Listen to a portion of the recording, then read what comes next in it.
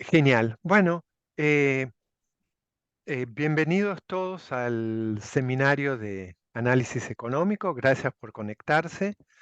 Tenemos el gran gusto de tenerlo hoy a Julián Cristiá, que nos va a hablar de esto de digitalizar los servicios públicos. eh, bueno, vos, Julián, sobre todo has trabajado en temas de salud y de educación, ¿no? Que esto en parte abarca eso, pero abarca más que eso, ¿no? Exacto, sí, sí, sí, también es sobre educación, salud, trámites de gobierno y un poco de la parte fiscal. Eh, Ajá. sí, Que tiene que ver, supongo, también con estas cuestiones de paso de dar más transparencia a la acción de gobierno, no solo hacerla más eficiente. Eh, exacto. Así que bueno, me parece un tema muy interesante. ¿Y este fue el flagship report del año pasado o fue o fue uno de los estudios especiales que se hicieron? Sí, en el BID, mira, tenemos un flagship, que es como el reporte principal que trabajamos durante 2, 3 años, todo un grupo grande de personas. Ese es el año pasado fue sobre deuda. Mm, eh, Fue sobre deuda. Este es digamos, el departamento de investigación tenemos el flagship principal, como te decía, el año pasado fue de deuda, y después tenemos un reporte macro y un reporte micro cada año. Entonces, el reporte macro es más de coyuntura, etcétera, y el reporte micro elegimos un tema cada año y bueno, lo abordamos. Y este fue el reporte micro del año pasado, de temas de digitalización y en particular, más que nada, aplicaciones, no tanto cómo extender la conectividad, sino más bien cómo usamos la infraestructura que está existente, cómo aprovechamos eso. bueno, genial. Bueno, y eh, todos los asistentes, si alguien, vos no tenés problema que si hay una pregunta de aclaración entonces si alguien quiere hacer una pregunta, como es un grupo más o menos reducido, si quieren, pueden levantar la mano usando eso de supongo que es de reacciones. A ver, eso de, sí, levantar la mano así, como, como recién hice ahora, eh, y listo. Es más práctico que si escriben. Y después, bueno, sí, las preguntas más extensas. Bueno, así que gracias a todos y muchas gracias en particular a vos, Julián, todo tuyo. Buenísimo, muchas gracias, Jorge. De paso lo saludo a Eugenio, que lo estoy viendo. Eh, Recién estaba ahí con mi esposa charlando, le decía, sí, ahora voy a hacer el webinar con la gente de SEMA. Le dije, lo veo más como una charla de amigos, realmente esto. Así que, por favor, siéntanse totalmente tranquilos de realmente, sí, como decía Jorge, de hacerme preguntas durante, al final, pero me encantaría saber un poco qué es lo que ustedes piensan y tener una charla de estos temas, y ver cómo un poco lo ven. Entonces, ahí creo que ya estoy compartiendo mi pantalla. Sí, ¿no es cierto? Estamos bien. Bueno, asumo que sí, porque no estoy viendo ya más a nadie. Sí, estamos bien, estamos bien. Estamos bien, perfecto. Bueno, buenísimo. Entonces ahí ya les conté un poquito digamos, de estos flagships que nosotros, los libros que sacamos desde el Departamento de Investigación del BID, y en este caso es temas de digitalización de los servicios públicos. Este es un reporte que coeditamos con mi colega Razvan Blaiku, que también trabaja en el Departamento de Investigación, y es el trabajo, digamos, fruto del trabajo de muchas personas que trabajaron en la producción de los distintos capítulos. Así que todas estas personas están aquí. Bueno, quiero reconocer que esto es un trabajo de equipo, básicamente. Un poco la motivación de este reporte es que tenemos viejos problemas que quizás los podemos abordar con nuevas soluciones para tener mejores resultados. En términos de desafíos, de políticas públicas, y acá voy a hablar de América Latina, pero en realidad también estamos hablando de Argentina, ¿no? Hay grandes desafíos y estos son algunos ejemplos de ellos. Como por ejemplo en temas de educación hay alta deserción escolar, bajos niveles de aprendizaje. En temas de salud hay una creciente carga de enfermedades no contagiosas como la depresión o la diabetes. Las transacciones con el gobierno son complicadas, llevan mucho tiempo, son difíciles para las personas, para las empresas, esto genera costos, y la recaudación impositiva es limitada. Hay grandes problemas, ¿no es cierto?, para recolectar impuestos y hay ineficiencias en el gasto. Y estos son algunos ejemplos de desafíos de políticas públicas que enfrenta Argentina y frente a América Latina. Ahora, esto se está dando en medio de una revolución tecnológica, en donde ha habido un desarrollo muy, muy importante de infraestructura digital, aunque claramente que hay camino por recorrer, donde ha habido una tremenda proliferación de dispositivos móviles, ¿no? De celulares inteligentes, smartphones, y vamos a ver números de eso. Y además no solo, digamos, el porcentaje de personas que tienen smartphones, sino la adopción de estas personas a diferentes aplicaciones. WhatsApp, creo que cerca de 2/3 de los adultos de América Latina usan WhatsApp. Hay una muy alta adopción de diferentes herramientas, y al mismo tiempo que la inteligencia artificial va ganando impulso. Creo que todos nos sorprendimos hace un año atrás, o casi un año atrás, cuando ChatGPT salió y nos mostró cómo la inteligencia artificial de golpe resolvía ciertas tareas con un nivel que era difícil de predecir poquito tiempo antes. Entonces, en este libro lo que hacemos es, como les decía al principio, no miramos temas, hay temas de conectividad, hay que seguir trabajando en eso, no. Pensamos, mira, dada la lectura que hay existente, ¿cómo podemos usarlo para tratar de abordar esos desafíos de política que mencionaba al principio? Y entonces, por ejemplo, analicemos en educación, aplicaciones de aprendizaje de matemática, en temas de salud, vemos, por ejemplo, cómo la terapia cognitiva conductual interactiva a través de una app puede ayudar con la depresión. Analizamos también, por ejemplo, en temas de administración del gobierno, cómo las empresas podrían registrar en línea y bajar costos. Y también en el área fiscal, por ejemplo, el gobierno tiene mucha información de los ciudadanos, no solo de ellos, sino también a través de terceros, de bancos, de empresas, y puede, por ejemplo, presionar de forma automática la declaración de impuestos. Entonces, estos son ejemplos de aplicaciones que se podrían ir implementando. Pero claramente deberíamos, antes de eso, pensar por qué deberíamos digitalizar algunos servicios públicos. Y entre los beneficios podemos pensar claramente la rapidez. Uno puede hacer, la transmisión de información es mucho más rápida, instantánea, conveniencia, uno puede hacer trámites, etcétera, 24/7. Hay mucha mayor precisión si trabajamos de forma digital. Y como decía Jorge, hay posibilidades de avanzar en la agenda de transparencia, de que los gobiernos muestren a los ciudadanos, a las ONGs, en qué se está gastando el dinero, cómo, etcétera. Después, un tema clave con el tema de las aplicaciones digitales es que hay grandes economías de escala, en el sentido de que para desarrollar una app, por ejemplo, hay que hacer invertir un costo fijo importante, pero después cada usuario adicional que se va agregando y que usa el servicio incrementa los costos de forma muy pequeña. Entonces se dan estas tremendas economías de escala que se podrían aprovechar. Cuarto es que puede haber posibilidades de complementariedades humanos-digitales, en donde nosotros, como humanos, hacemos ciertas tareas en las cuales somos muy buenos y dejamos a la tecnología que aproveche sus ventajas comparativas.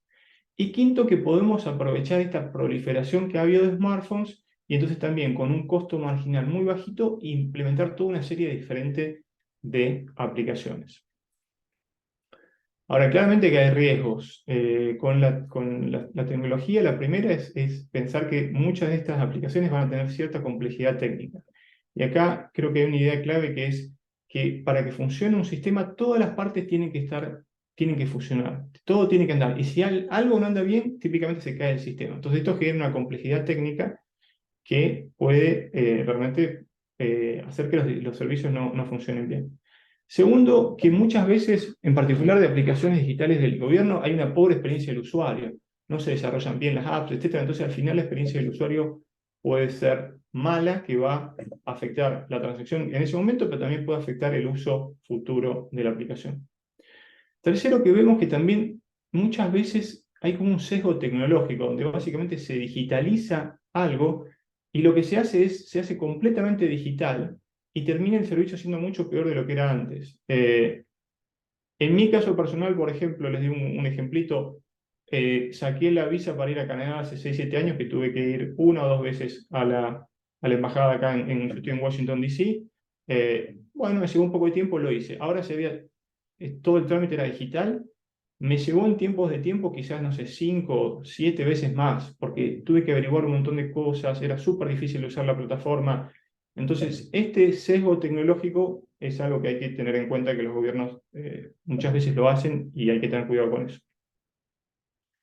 También, pese a que ha avanzado mucho el acceso a tecnología, sigue habiendo brechas de acceso y habilidades en la población. Y por último, un tema clave como es la privacidad y la seguridad de los datos que claramente hay que manejar con cuidado. Entonces, en este informe lo que hacemos es analizamos la evidencia de impacto de aplicaciones digitales en 4 sectores, que son educación, salud, trámites del gobierno y la parte fiscal. Hacemos una serie de análisis de costo-beneficio para no simplemente decir, bueno, esta aplicación tiene mucho potencial, sino para tratar de cuantificar, ok, cuáles serían los beneficios de implementar este servicio digital a escala y cuáles serían los costos. Y analizamos 11 opciones de política. Y por último, presentamos 4 recomendaciones en esta presentación. En el libro presentamos 6, o sea, hay un par de bonos. Entonces, el mapa de lo que vamos a cubrir hoy. Vamos a hablar un poquito de la digitalización en América Latina y el Caribe. Después vamos a entrar a fondo en un caso de estudio que es un app de matemática en el cual venimos trabajando bastante y como para ver a fondo algunos temas importantes. Creo que es un buen ejemplo de muchos temas más generales que surgen cuando uno piensa en estas aplicaciones digitales.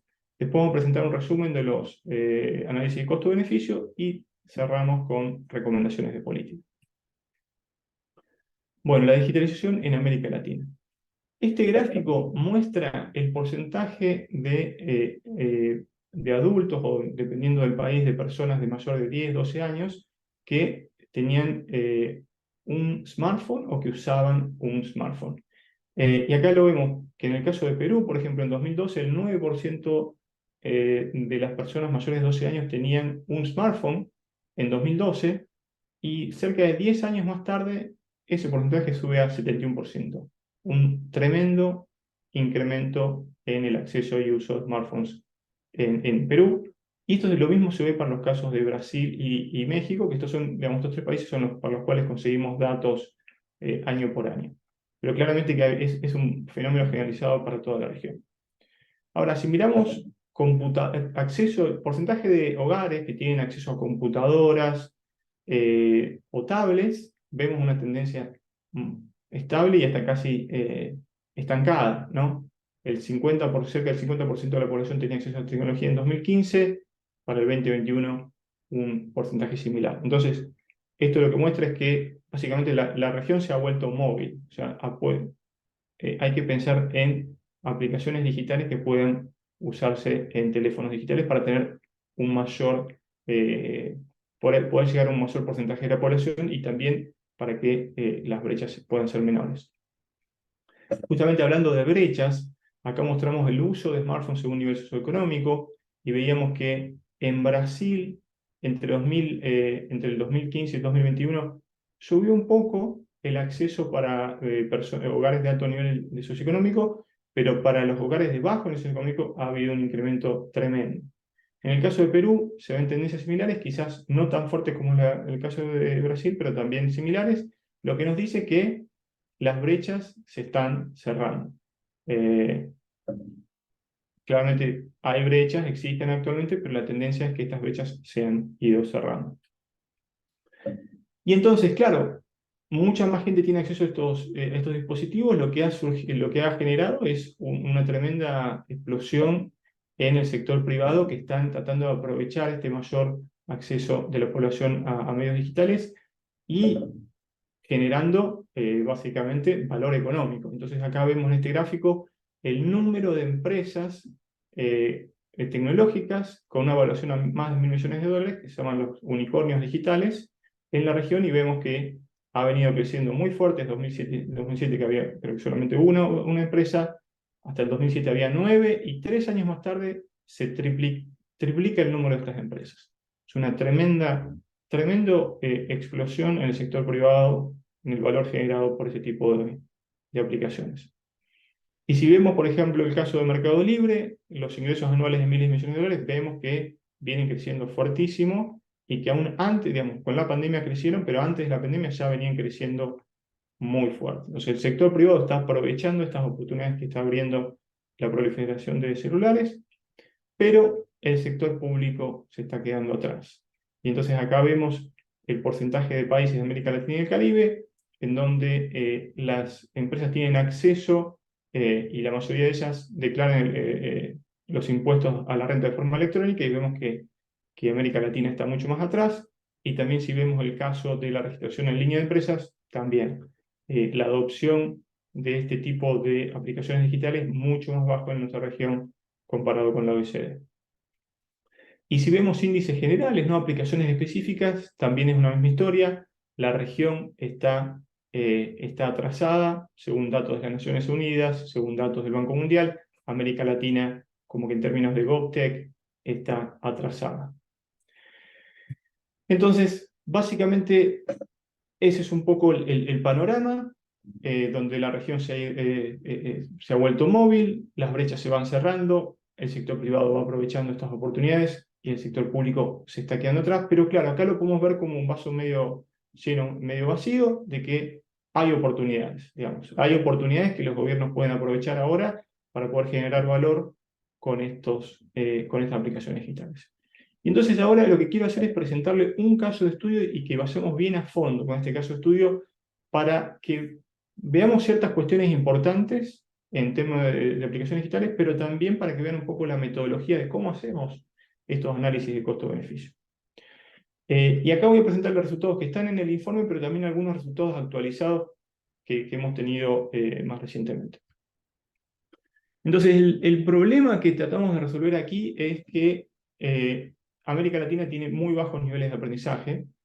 Este gráfico muestra la performance promedio para estudiantes que participan en PISA a nivel de países y regiones, países de América Latina y distintas regiones, y lo que vemos es que América Latina está cerca de 100 puntos por debajo de países de la OECD, es básicamente un desvío estándar debajo de los estudiantes de los países de la OECD, y aún si nos comparamos con países de similar nivel socioeconómico, estamos 0,4 desvíos de estándar por debajo. Entonces hay un gran problema de educación, y el caso de Argentina es todavía más fuerte, nosotros estamos todavía más lejos, y que deberíamos abordar. Entonces, una posibilidad que los gobiernos tienen para tratar de mejorar el aprendizaje de matemática es dar acceso y promover el uso de aplicaciones de matemática. Entonces, nosotros, como un ejemplo de este tipo de aplicación digital, en el 2017 implementamos una intervención que fue dirigida a estudiantes de cuarto grado de primaria en Chile, donde los estudiantes de cuarto grado de primaria básicamente usaban 2 veces por semana en las escuelas un app de matemática en sesiones dirigidas por coordinadores externos. O sea, nosotros contratamos personas que iban a las escuelas y dirigían estas sesiones en donde los chicos usaban el app en los laboratorios de computación, y analizamos los resultados por medio de un estudio experimental. Y lo que encontramos es que después de 7 meses de implementación del programa, los estudiantes que estaban en el grupo de tratamiento, que recibieron acceso a este app, mejoraron su aprendizaje en 0,27 desvíos de estándar. Ahí voy, Jorge, y te doy la pausa. Lo cual es un efecto muy grande. Es muy grande porque es un efecto donde básicamente en Estados Unidos un estudiante mejora cerca de 0,5 desvíos de estándar en un año, entonces 0,27 es un efecto muy grande que representa casi el 50% de la mejora esperada en aprendizaje, y medido por un examen nacional estandarizado amplio. Sí, Jorge, adelante. Sí, una pregunta sobre los coordinadores externos, que era gente que eran profesores de matemática, o eran licenciados en matemática, o sea, eran diferentes a los docentes habituales que tenían los estudiantes de cuarto grado de la primaria. Esa era la pregunta. No, tenían un perfil muy similar. Eran básicamente profesores que habían sido profesores de primaria en otras escuelas. No eran profesores especializados en matemáticas, sino profesores de aula, como en la primaria, en los primeros grados que un profesor da todas las asignaturas. Bueno, ese era el perfil. Y eran docentes con cierta experiencia, pero tampoco con mucha experiencia. No eran, digamos, personas que uno esperaría que fueran excelentes maestros. Gracias. Y nada. Entonces, encontramos esto, y que en realidad, si uno lo pone en términos de la literatura, no es una sorpresa. Esto es un ejemplo de un patrón mucho más general que lo que muestra la literatura es que hay una evidencia muy clara que las plataformas de aprendizaje son efectivas. Y este gráfico lo que muestra es eh, los resultados de evaluaciones experimentales para primaria y secundaria de uso de plataformas digitales para matemático lenguaje y vemos que en general la evidencia es bastante clara que han sido efectivas y que generan importantes mejoras en aprendizaje. Entonces, motivado por esta evidencia y motivado por nuestra experiencia en Chile, en el 2020 nos aliamos con el gobierno de Perú para tratar de escalar el uso del app de matemática que evaluamos en Chile. Y entonces lo que hicimos fue, durante 2020, 2021, durante la pandemia, tratamos de promover el aprendizaje desde la casa, los estudiantes no estaban yendo a la escuela en esos 2 años, y a partir del año pasado, cuando los estudiantes docentes volvieron a la escuela, empezamos a tratar de promover también el uso y el aprendizaje desde la escuela. Ahora, para llevar esto a escala, dijimos, no podemos trabajar con coordinadores porque hay que contratar muchísimos coordinadores, un ejército de coordinadores, hay que trabajar con los docentes. Entonces, los capacitamos por medio de talleres virtuales, armamos un portal donde ellos tenían acceso a una serie de recursos, incluyendo unos informes semanales para ver quién se conectaba y cómo le iban los estudiantes.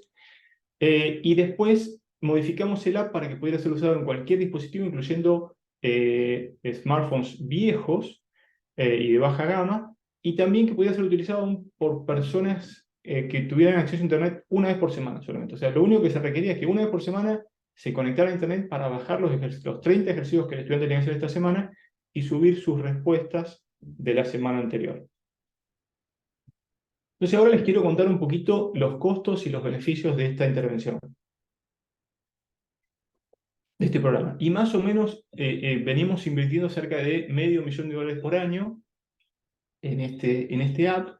En el 2022 se gastó bastante más porque se hizo un esfuerzo extra, los docentes y los alumnos estaban volviendo a la escuela, quisimos tratar de hacer un esfuerzo extra para poder eh, mantener los niveles de uso, pero ya para este año bajó de nuevo como al nivel típico de cerca de $0,4 millones.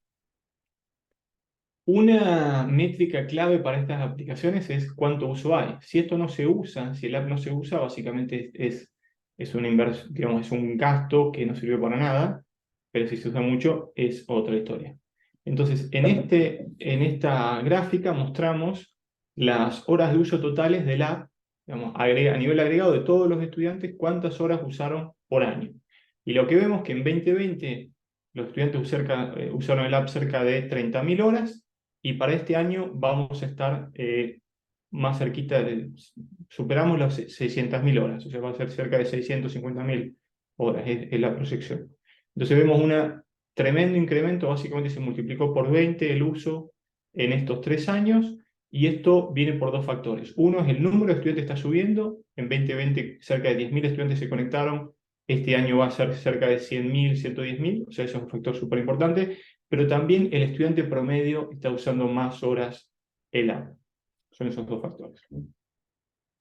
Ahora, si pasamos, entonces, claro, si dividimos el costo de lo que venimos invirtiendo cada año por la cantidad de horas que los estudiantes usan el app, lo que está ocurriendo es que el costo por hora de uso viene bajando súper fuerte. Estaba en cerca de $12 en 2020, y como el uso viene subiendo muchísimo, para este año proyectamos un costo de solamente 60 centavos por cada hora de uso. Entonces hasta acá hablé un poco de costos, de escala, ahora quiero contarles un poco de la parte de los beneficios. Y sí quiero aclarar que acá hay mucha más incertidumbre, ¿no? Esta parte son datos, es la realidad. La parte de beneficios hay que hacer toda una serie de supuestos, etcétera, entonces hay mucha más incertidumbre. Sí, Eugenio, dale, adelante.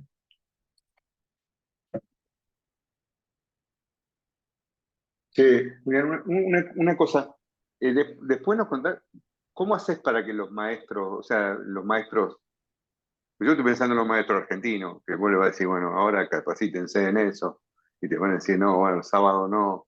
No sé cómo funcionan, no conozco el sistema peruano. Si son colegios públicos, si los obligan a los maestros a capacitarse. O sea, yo Exacto. en Chile también me lo puedo figurar, pero acá no. Claro, está. Mirá, el tema de la adopción es el problema clave. Es un problema súper importante y en Perú no funciona como, esto hay que hacerlo y lo hacen. No, no funciona así. Básicamente lo que se hace es, lo que hacemos es hablamos con una región, como si fuera una provincia, nos ponemos de acuerdo, ellos convocan, le avisan a todos los directores de las escuelas, los directores a su vez le avisan a los docentes y los docentes se conectan.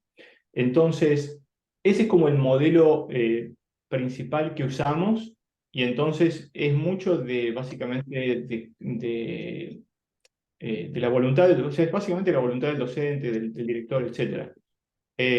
Lo que sí el costo es muy bajo, o sea, los talleres nuestros, ponele, son 2 talleres de 1 hora y media. Es como, hemos hecho un esfuerzo muy grande para simplificar, para facilitar, para hacerlo todo bien, bien fácil, para que ellos puedan usarlo y que el costo de entrada sea lo más bajo posible.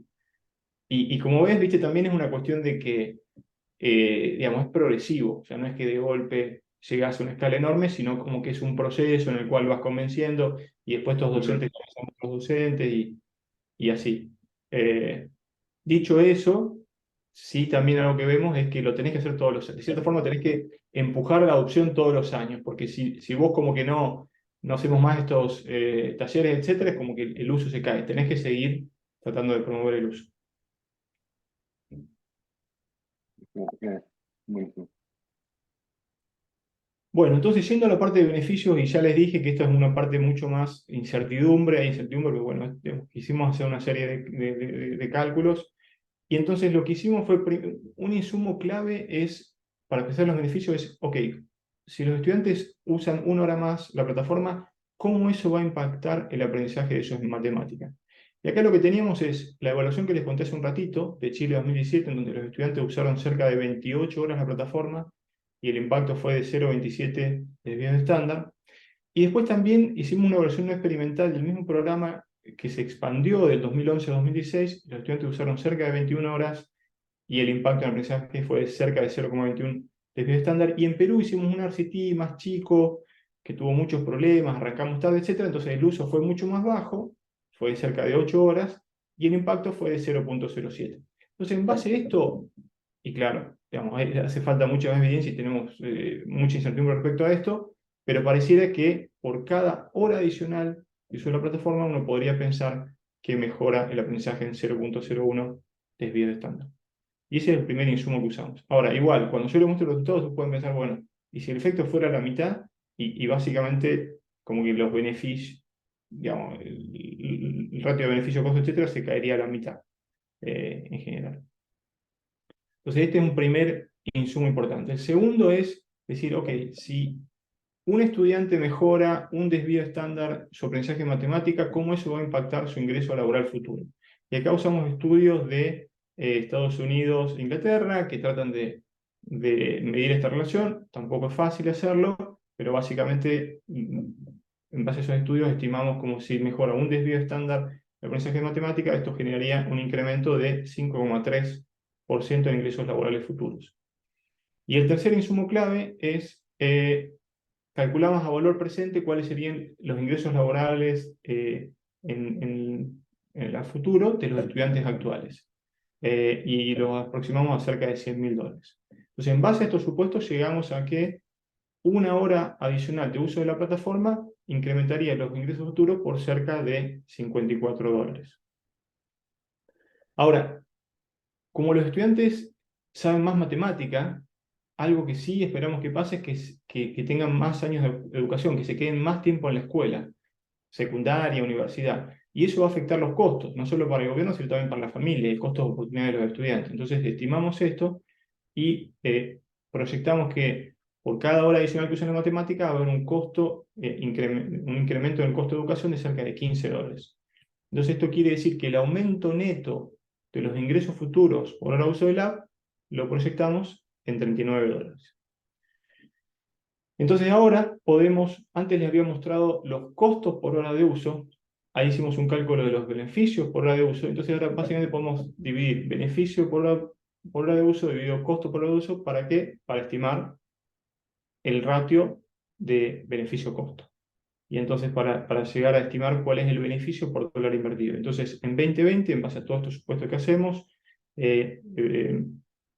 estimamos un beneficio de cerca de $3 por un beneficio de $3 por dólar invertido. Para este año, debido a que los costos se han mantenido bastante estables, pero el uso ha subido muchísimo, proyectamos un beneficio por dólar invertido de cerca de $70. Y de nuevo, digamos, ¿qué viene acá? En base a todos esos supuestos, quizás esto podría ser la mitad si el impacto es solo la mitad de lo que dijimos antes. Pero bueno, igualmente es una tasa de retorno súper importante, inversiones en desarrollo infantil temprano, que se reconocen como que tienen una tasas de retorno social muy importante, tienen tasa de beneficio de costo de cerca de 5, 6, 8, 10. Esto está, digamos, mucho más alto. Pero esto no es suficiente, ¿no es cierto? O sea, la tasa de beneficio-costo no te dice toda la historia, porque uno puede pensar en intervenciones muy baratas, como por ejemplo mandar unos mensajes de texto, que es súper barato, y eso quizás genera cierta mejora, y entonces el ratio de beneficio-costo es muy alto. ¿Por qué? Porque el costo es muy, muy bajo. Entonces, y desde el punto de vista de política, digamos, queremos posibilidades de inversión donde generen un beneficio-costo muy alto, pero que también muevan la aguja, que resuelvan problemas. Entonces, la otra medida importante es el valor agregado o el valor presente neto de esta inversión, que es como el total de beneficios traído de valor presente menos el total de costo traído de valor presente. Entonces, en 2020, en ese año, digamos, si tomamos los beneficios y los costos de ese año, generamos un valor agregado de cerca de $1 millón. Esto ha ido aumentando debido a que justamente el uso, la escala viene aumentando muy fuerte, y para este año estimamos $25 millones de valor agregado. Ok. No sé si hay un comentario, quizás. Sí, a ver. Sí. Probablemente, Julián, Sí. probablemente no tenga seguramente ninguna importancia, pero sí.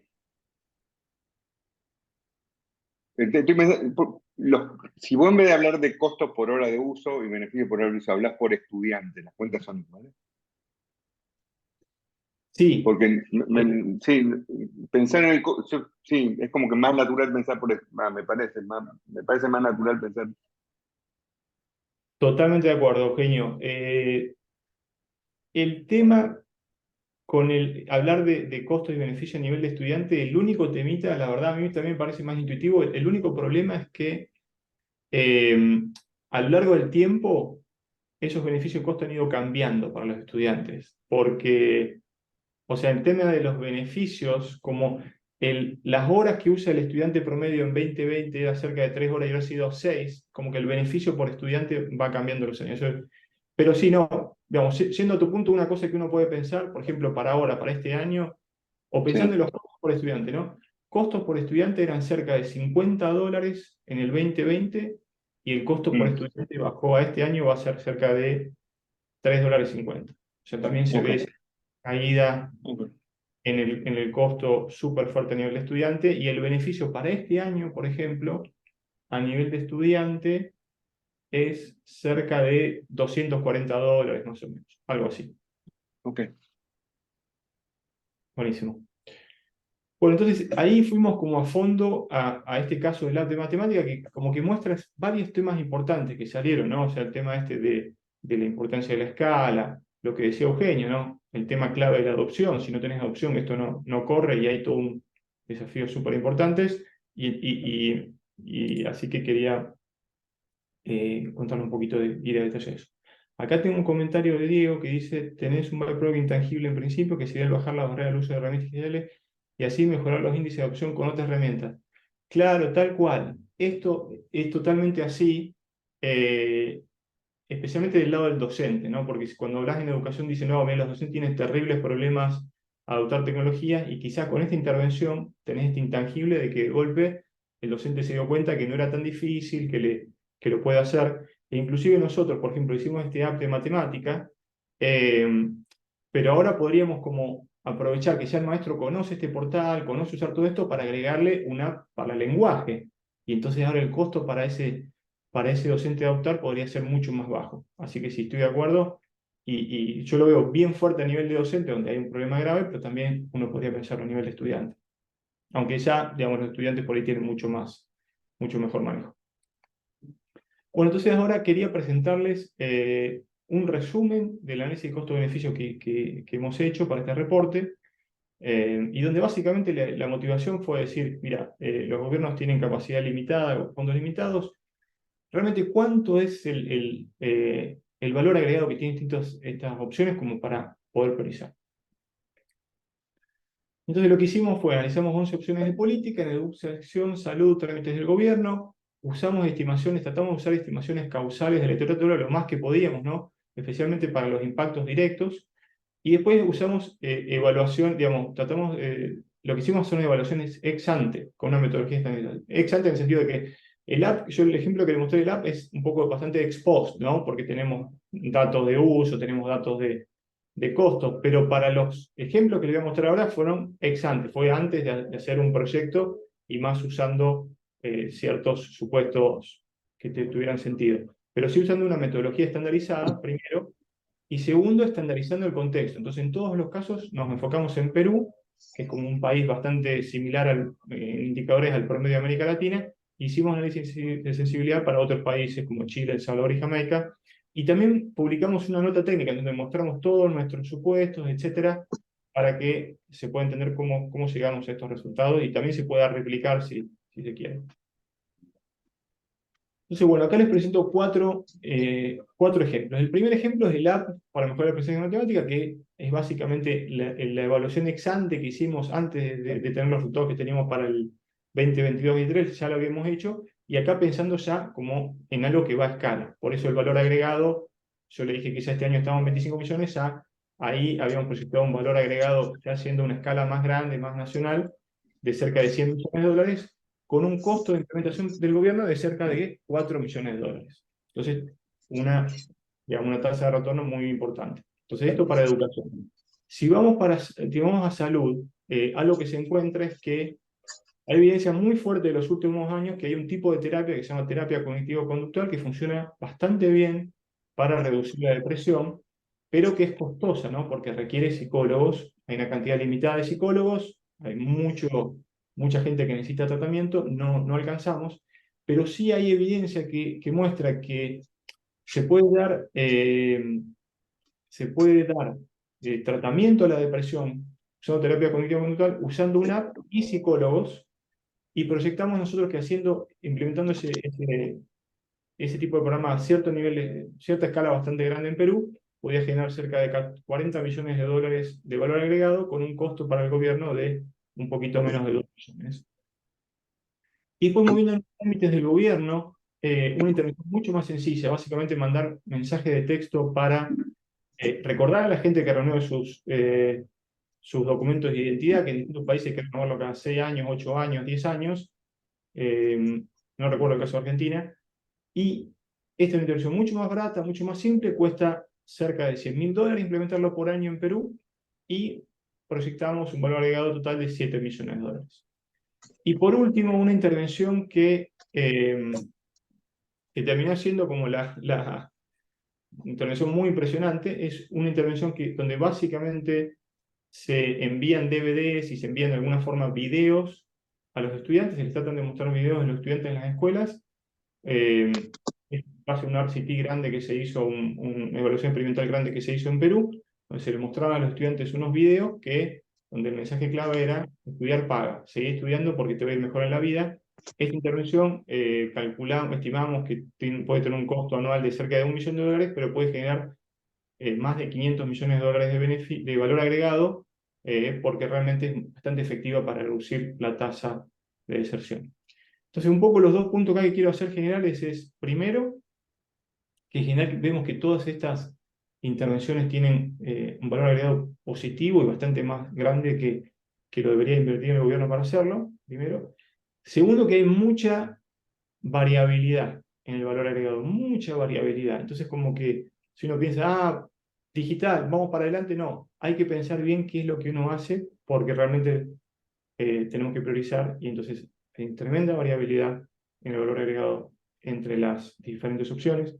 Y después, tercero y muy importante, yo quiero aclarar acá que hay incertidumbre respecto a estimaciones, y que hay incertidumbre que puede ser mucho más grande en unos sectores que en otros. Por ejemplo, en educación tenemos mucha más evidencia de ciertos parámetros claves, en comparación con trámites para el gobierno. En particular, trámites para el gobierno fue muy difícil ponerle un valor a cuál es el valor de tener un documento de identidad renovado. Y esto es como un ejemplo de que en ciertas áreas hay mucho más incertidumbre que otras. Pero también, por otro lado, hay un poco de incertidumbre que uno puede ir eliminando haciendo experimentos, pilotos y generando información.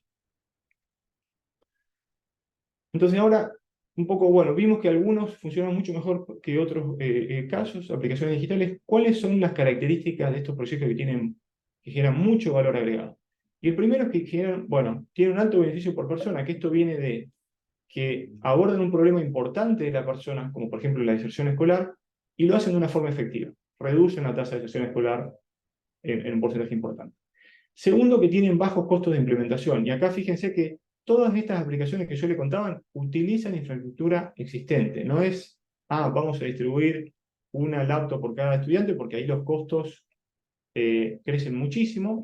Más bien, tienen bajo costo de implementación y aprovechan infraestructura existente. Tercero, que tiene una población objetivo muy amplia. Y esto es casi como un negocio. Si uno está pensando en un negocio que va a tener una gran ganancia, digamos, algo que puede generar muchísimo valor, tenés que pensar en un mercado muy grande, puede ayudar a mucha gente. Y cuarto, es lo que mencionaba Eugenio, que es clave, que es el tema de la adopción. Ese es como el problema clave, central, que hace falta una estrategia clara y probada de que podés lograr adopción a bajo costo. Bueno, ahora sí, ya pasando a las recomendaciones de política. La primera es, en lo que ya les mencioné un par de veces, que hay que priorizar los proyectos digitales en función de los beneficios y costos previstos. Y la motivación de esto es que hay una tremenda cantidad de potenciales proyectos digitales. Es realmente impresionante la cantidad de posibilidades que hay. Y por otro lado, los gobiernos tienen recursos fiscales y especialmente capacidad de implementación limitada. Entonces, tenemos que tener cuidado, más todavía pensando que hay una gran variación del valor agregado de los proyectos, que eso es algo que es justamente uno de los puntos centrales del análisis de costo-beneficio que hicimos. Y entonces los gobiernos deberían hacer análisis de beneficio, o digamos, la academia, o fundaciones, etcétera, tratar de identificar cuáles son aquellas aplicaciones digitales que generan mucho valor y tratar de promover que los gobiernos las lleven a escala. La segunda es que es muy importante tratar de combinar en forma óptima las personas y la tecnología. Y acá es un poquito tratar de evitar esa tendencia al sesgo tecnológico. Decir, lo mejor es una solución full digital. Ahí eso es lo óptimo. Porque muchas veces no es así. Muchas veces hay como retornos decrecientes. O sea, como que los retornos van subiendo a medida que queremos la parte digital, pero después, si vamos demasiado lejos, los retornos pueden caer. Y acá el ejemplo que les quiero dar es el tratamiento de la depresión, donde pensamos como en una primera opción que sea totalmente humana, solamente psicólogos. ¿Qué es lo que encontramos? Que la evidencia sugiere que entre las personas que están deprimidas y que reciben ayuda de psicólogos por medio de terapia cognitivo-conductual, el 85% termina tratamiento y un porcentaje importante sale de la depresión. Y nosotros estimamos que esto generaría un valor agregado de cerca de 15 millones de dólares llevado a escala en Perú, con cierta cantidad de psicólogos. Y si nos vamos por el otro lado a la opción que sea totalmente digital, hay papers que dicen que solamente el 26% termina el tratamiento con una opción que sea totalmente digital, aunque hablando con gente del sector salud, etcétera, y hasta la experiencia propia, pensaríamos que sería mucho más bajo. O sea que solamente, este es el app, este es un app que te va a ayudar a vos para abordar la depresión, ¿qué porcentaje de personas realmente van a terminar ese tratamiento, que son como de 8 o 10 sesiones? Va a ser mucho más bajo, pensamos que eso, y de hecho la verdad que no le calculamos el valor agregado porque había tanta incertidumbre real de qué porcentaje lo terminaría que nos pareció más cauto no hacerlo. Pero si pensamos en una opción intermedia, en donde hay un psicólogo que participa en 4 sesiones de media hora y después aparte la persona tiene una serie de sesiones con el app, ahí la tasa de finalización, lo muestra un estudio que evaluó esta alternativa, es mucho más alta, cerca del 65% y bastante cerquita a la opción que solamente usa psicólogos, y tiene un valor agregado mucho más grande que esta, de cerca de 40 millones de dólares. ¿Por qué? Porque si bien la tasa de finalización es un poquito más baja, como se ahorra tiempo de los psicólogos pueden tratar casi 4 veces más o 3 veces más de pacientes. Entonces, ese es el salto que damos en términos de valor agregado. La recomendación 3 es maximizar la escala de adopción. Y el ejemplo del app que le mostré es clarísimo en eso. Es como que la escala es la clave y hay que poner mucha fuerza para maximizar esa adopción. Y acá el gobierno tiene ciertas herramientas que el sector privado no tiene, ¿no? El gobierno tiene mandatos que pueden poner. Puede decir, por ejemplo, que los organismos públicos tienen que compartir datos, etcétera, por ejemplo, pensando en temas de targeting, temas de focalización de programas sociales. Entonces digamos, el gobierno puede decir, hay que compartir los datos y de esa forma poder focalizar mejor, o puede decir, las empresas de más de 50 empleados tienen que declarar sus impuestos en línea. Entonces, con estos mandatos, básicamente como que puede promover la adopción bastante bien. Segundo, que puede aprovechar sus sistemas públicos de distribución, ¿no? O sea, tiene toda una red de escuelas que nosotros aprovechamos. En Perú justamente esta red pública de distribución, todos estos contactos que tiene el ministerio, etcétera, y también lo mismo para salud, más pensando, por ejemplo, en el caso del app de depresión. Y tercero, que también el gobierno va a tener que hacer estrategias públicas de promoción, y acá es como que va a tener que hacer lo mismo que hace el sector privado, que trata de convencer a gente para que adopte, lo mismo va a hacer. Y un poco de la experiencia nuestra en Perú, digamos, la gran conclusión que llegamos es que el apoyo de las personas es fundamental. Es decir, es muy difícil pensar que simplemente con soluciones digitales, enviando WhatsApp y videos, etcétera, que eso va a motivar a los docentes a adoptar. Es muy difícil. Digamos, hay que pensar muchas veces en intervenciones con personas que se complementan con canales digitales como SMS, WhatsApp, etcétera.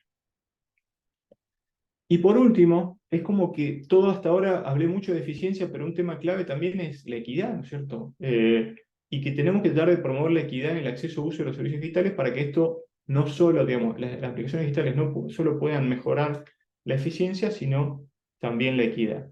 Y uno pensaría muchas veces que, lo digital va a exacerbar las brechas. Y esto fue un poco la reacción cuando nosotros trabajamos en este reporte. Mucha gente, no, si empujás la parte digital, vas a dejar a la gente pobre atrás.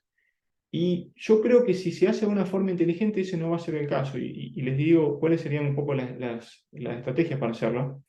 La primera, y quizás medio obvia, y en realidad acá no digo nada nuevo, que es básicamente que, digamos, mientras trabajamos en promover estas aplicaciones digitales, tenemos que seguir trabajando en promover, en incrementar el acceso, la confiabilidad y reducir los costos de Internet. O sea, como que la agenda de conectividad tiene que seguir avanzando.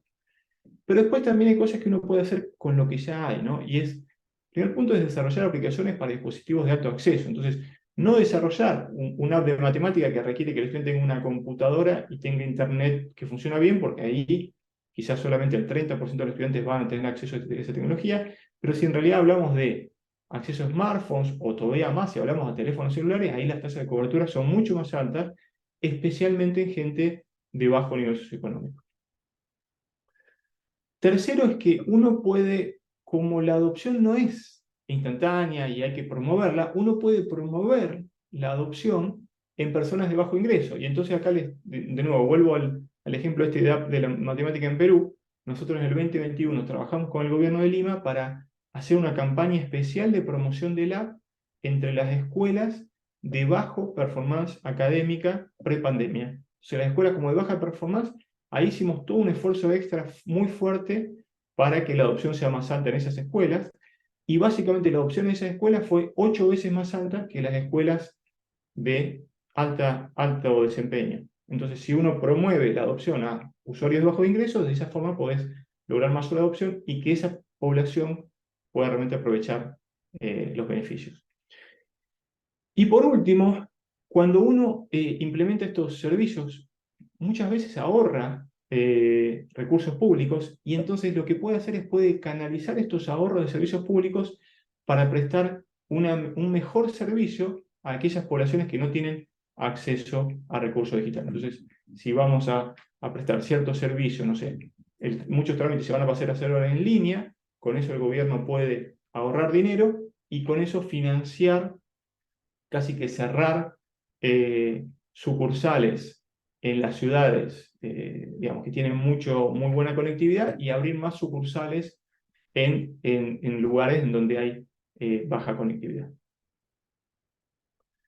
Entonces, como para terminar, los mensajes clave del reporte, el primero es que hay que seguir mejorando la infraestructura digital, y también digo algo que es, digamos, cuando uno piensa en gobierno electrónico, no es solamente infraestructura digital, no es solamente aplicaciones, hay muchas otras cosas que el gobierno tiene que estar pensando, como por ejemplo capacitación a sus empleados en temas digitales, a los funcionarios públicos, también tiene que pensar en temas de gobernanza, temas de legislativos, temas de privacidad, o sea, hay muchas áreas, ¿no? Este enfoque se enfoca, este reporte se enfoca fuerte en la parte de aplicaciones digitales, pero hay muchas áreas que los gobiernos tienen que seguir avanzando, ¿no? Eso queremos dejar bien claro.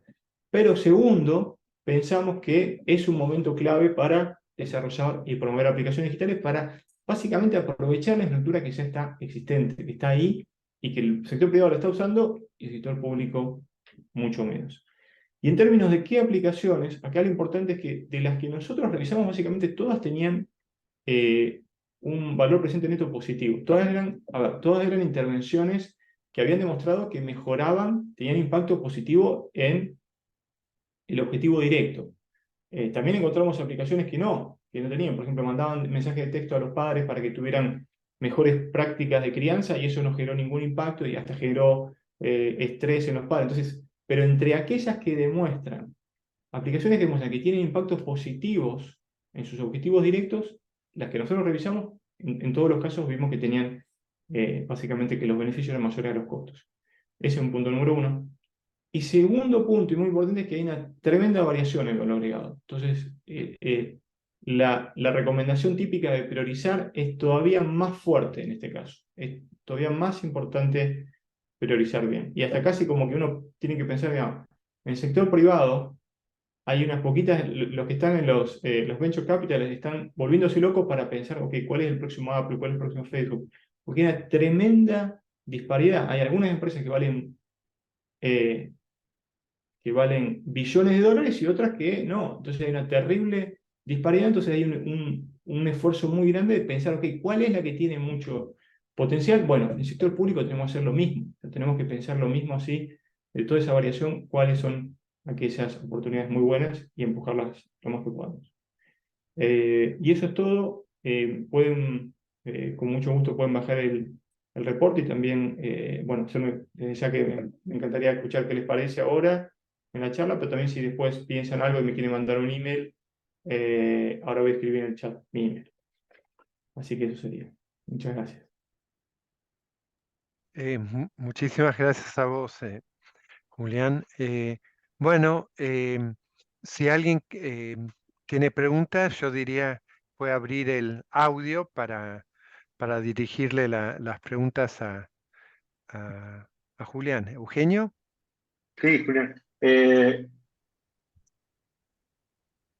¿Hay se puede evaluar el tema de costos en términos de maestros? Porque yo lo que estoy pensando es, bueno, vos tenés un costo de entrenarlos con la resistencia que puedan tener, pero podrías tener un beneficio en términos de productividad o a lo mejor se tienen que esforzar menos en corregir. No sé, yo creo que el éxito si el éxito depende de la adopción probablemente dependa de estos beneficios que puedan tener los maestros. O sea, no sé si eso se puede hacer, se puede ver.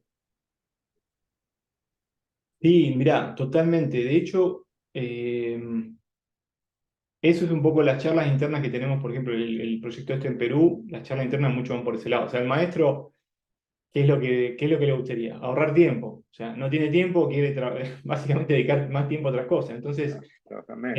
eh, y estas plataformas te bajan los costos, por ejemplo, en corregir. O sea, tiene que corregir mucho menos, se corrigen de forma automática los ejercicios, pueden poner pruebas, usar pruebas, etc. Entonces, creo que el tema pasa, como vos decís, pasa por ahí. Y de hecho no hemos hecho estudios, nos gustaría, por ejemplo, hacer estudios donde vas y medís un poquito, pues claro, a ver, siendo sincero, hay ciertos tiempos que ahora digo, el maestro tiene que invertir, ¿no? Porque tiene que aprender a usar la plataforma, etcétera, pero después tiene ciertos ahorros. O sea, ¿cómo es ese beneficio versus costo de tiempo? No lo hemos estudiado mucho y me parece que algo sería súper importante, hasta casi también como un argumento para después decirle a los docentes, mirá, es verdad, va a tener que ir a estos workshops, etcétera, pero después hemos visto que tus compañeros pueden ahorrar tanto tiempo, etcétera, y puede ser hasta casi un argumento para promover adopción.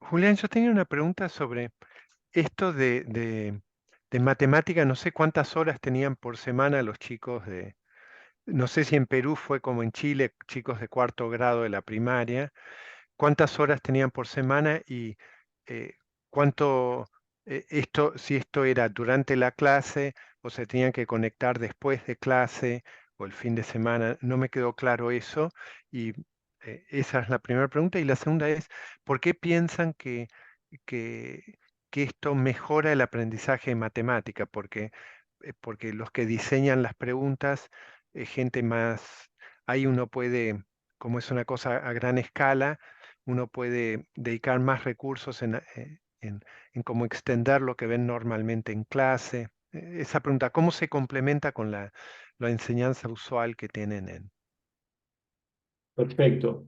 En Perú trabajamos con estudiantes de tercero a sexto grado. La evidencia muestra que con chicos de primero a segundo grado es bastante más difícil.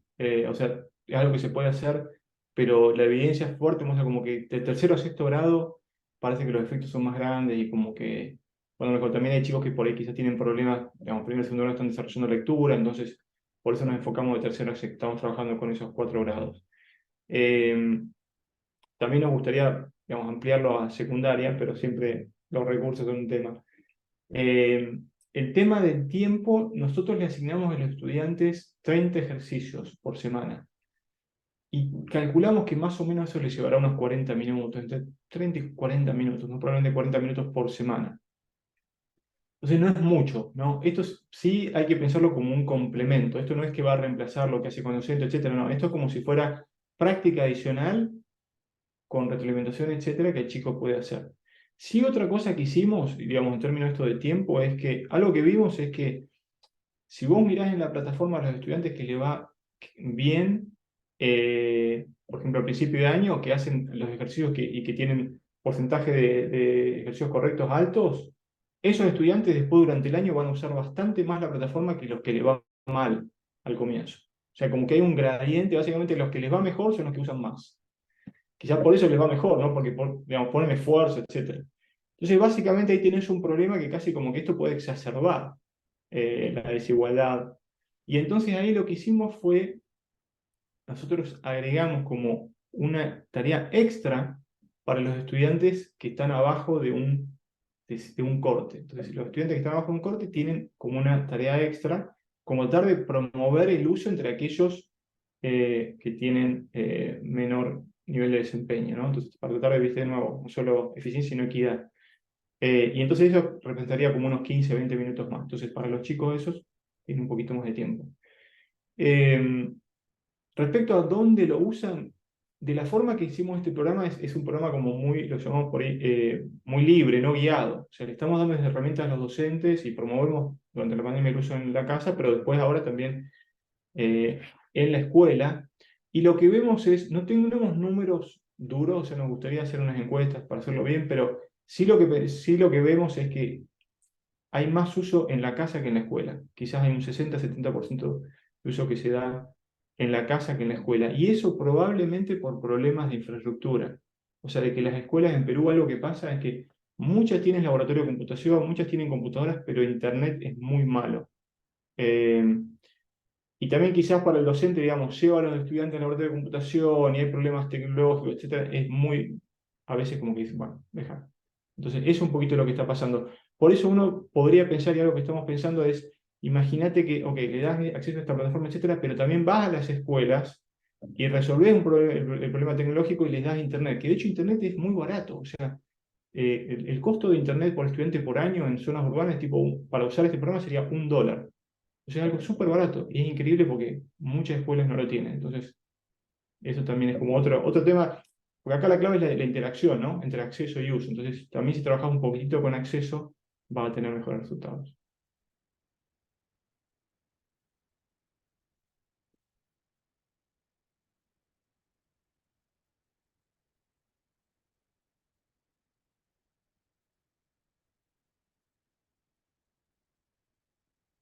Estás silenciado, Jorge, ¿eh? Ah, sí, un comentario de Silvia Torres. Me gustaría, si se puede, ayudar en un trabajo en graduados realizado en pandemia y poner en cuantificar cómo dio los resultados. Eh, no me queda del todo claro igual cuál es la pregunta de Silvia, pero no sé si... Sí, Hola, sí, estoy acá en línea. No, el trabajo ustedes lo plasmaron en educación primaria y en un rango etario de chicos. bien. Esto con lo de la pandemia, yo en el caso mío soy profesional de la salud y me vi obligada con un equipo docente en la capacitación continua a brindar capacitación a profesionales a través de las HITS, que no estábamos tan acostumbrados. Tuvo buena repercusión en el sentido cotidiano de que empezamos con un sector acá endémico en Capital y terminamos haciéndolo, traspolándolo a todo el país. Me gustaría, a raíz de los trabajos que ustedes hicieron, si puedo tener la colaboración de ustedes, de poder formularlo y cuantificarlo científicamente como lo hicieron ustedes este trabajo. Perfecto. Mira, sí, con gusto podemos hablar, podemos juntarnos y charlamos de cómo, digamos, cómo se puede hacer.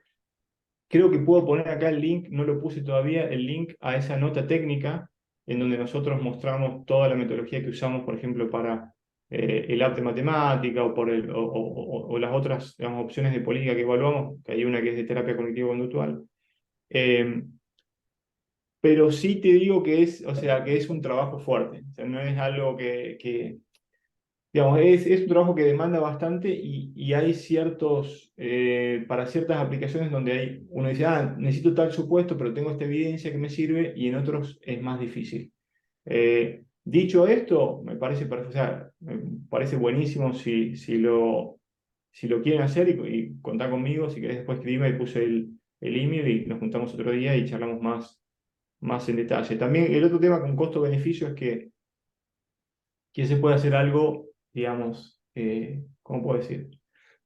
Preliminar, ¿no es cierto? Y algo preliminar, yo sí también he hecho un análisis de costo-beneficio, no lo puedo hacer en una tarde, 2 días, y después estás 6 meses para mejorarlo.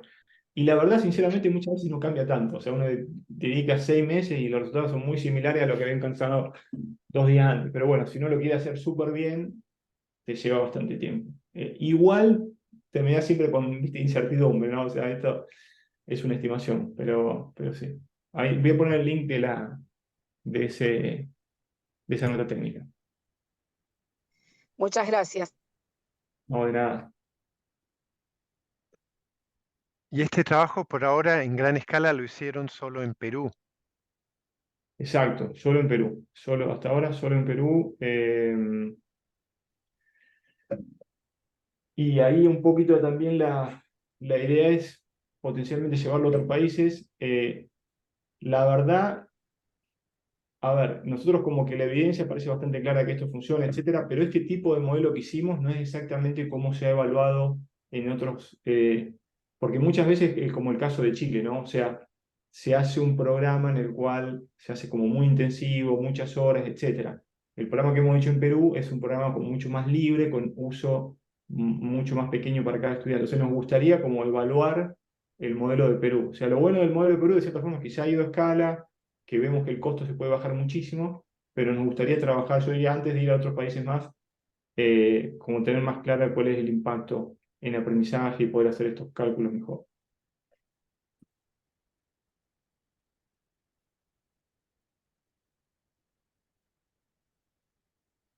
Eh, Voy a poner en el chat la nota técnica. Dale. No, y por lo que vos decías, muy interesante eso que vos decías, que los estudiantes que se desempeñan mejor con la app son los que se siguen conectando, porque por ahí con el resto de los estudiantes, por ahí hay que seguir, hay que hacer como un esfuerzo adicional, pero dentro del aula, porque esto me recuerda algo que leí en el diario. O sea, yo no soy especialista como vos o como Eugenio en temas educativos, pero me impresionó que en Mendoza, en tercer grado, empezaron con un programa de leer en voz alta y varía muchísimo. bueno, yo mismo, digamos, veo a mi hija y a los 8 años ella ya leía mejor que yo, de grande. Hay gente que tiene una facilidad, pero entonces se concentraban en los chicos que les costaba leer de corrido en voz alta.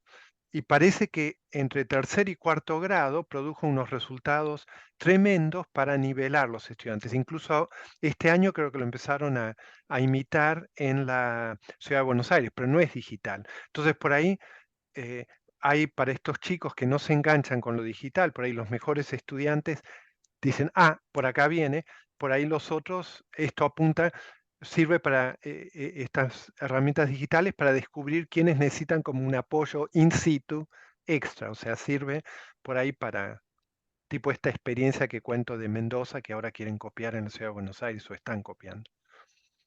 Buenísimo, me mandás después el vínculo, me mandás el link si llegás a encontrarlo en el por ahí no lo encontrás, pero si lo llegás a encontrar me lo mandás porque me interesa eso que contaste, Jorge. Ah, Eh, sí, sí, seguro, seguro. Si lo Dale, vi en La Nación lo busco y te lo mando. si no lo encontrás no te preocupes, no, No, no, sí, ningún problema. ok. Vos sabés lo que decís, totalmente cierto. De hecho, tuvimos una reunión la semana pasada, por ejemplo, con la jefa de la División de Educación del BID, y uno de los puntos que ella hacía es lo que vos estás diciendo. Básicamente, ella decía, mira, con esta plataforma no solamente podés como entrenar a los chicos, sino podés identificar a los estudiantes. Entonces, hay también un tema de como que entender mejor quién necesita ayuda. Por ahí el docente lo sabe, ¿no es cierto? Pero esto lo podés saber a escala, etcétera, y podés armar programas enfocados para estos chicos. Inclusive también para identificar estudiantes con discapacidades, por ejemplo, discapacidades de diferentes tipos. O sea, se podría incorporar, que eso también es otra cosa súper importante, ¿no? Identificás estudiantes que necesitan como apoyo extra, porque tienen ciertas discapacidades que puede ser de aprendizaje u otras, y después usar la tecnología para apoyar a esos chicos. Esa es como otra área, ahí tengo una colega que se llama Claudia Martínez, bueno, Eugenio la conoce, que anda en muchos temas, está muy metida en temas de discapacidad y como que nos juntamos, ¿no? Ella viene del lado de discapacidad, yo vengo del lado de tecnología y vemos cómo estas plataformas pueden, de nuevo, o sea, son una solución a un problema que ya teníamos. Bueno, realmente fascinante, muy, muy bueno. Julián, muy, muy interesante. No, no sé si alguien más tiene preguntas, sugerencias. eh, Eugenio, vos estás. Bueno, bueno, Julián, buenísimo. Me encantó la presentación y realmente interesantísimo esta línea de trabajo, porque por lo que vos decís de que se puede replicar a gran escala. Así que sigan con el buen trabajo. Bueno, ojalá, ojalá. Bueno, muchísimas gracias, che, buenísimo. Y también, Un placer. siempre que voy a Argentina voy a Rosario, pero hoy cuando vaya, en un momento que vaya a Buenos Aires, los paso a saludar por el SEMA. Después nos juntamos. Sería buenísimo. Muy, muy Dale, bueno. genial. Un abrazo Un enorme abrazo. Un abrazo, Julián. y gracias a todos los que se conectaron. Muchas gracias a todos. Un abrazo. Un abrazo. Chao a todos. Un abrazo.